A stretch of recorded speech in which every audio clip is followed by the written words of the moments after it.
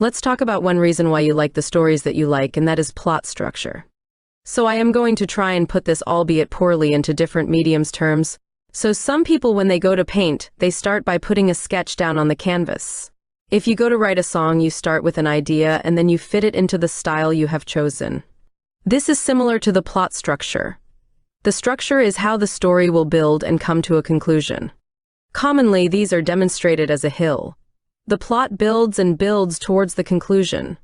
In a mystery tale, that would be the big reveal of whodunit, commonly. In a fantasy epic, that would be when the Dark Lord is defeated. In a self-help book, that is the aha moment. So as you can see, the plot structure is used in many ways and even with different styles.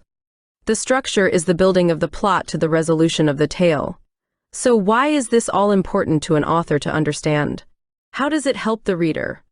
Well, besides the obvious reasons, readers tend to have this odd fondness for a complete and full story with a beginning and end. I found some articles that discuss how important stories are and why a good plot structure is important. Stories provide order. Humans seek certainty, and narrative structure is familiar, predictable, and comforting. Within the context of the story arc, we can withstand intense emotions because we know that resolution follows the conflict. We can experience it with a safety net. Stories are how we are wired. Stories take place in the imagination. To the human brain, imagined experiences are processed the same as real experiences. Stories create genuine emotions, presence, the sense of being somewhere, and behavioral responses. Stories are the pathway to engaging our right brain and triggering our imagination. By engaging our imagination, we become participants in the narrative. We can step out of our own shoes, see differently, and increase our empathy for others. Through imagination, we tap into creativity that is the foundation of innovation, self-discovery, and change.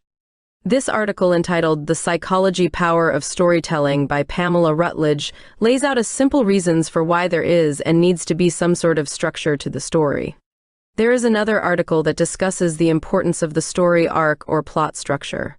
When you choose to answer the main story question is also important. The moment you answer this question, your story is going to be effectively over.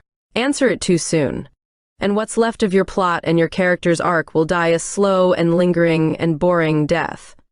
Figuring out how to properly link your beginning and ending takes a little forethought, but once you've identified your main story question, you'll not only know what your story is about, you'll also be able to strengthen your plot, your theme, and your character development all the way through the book.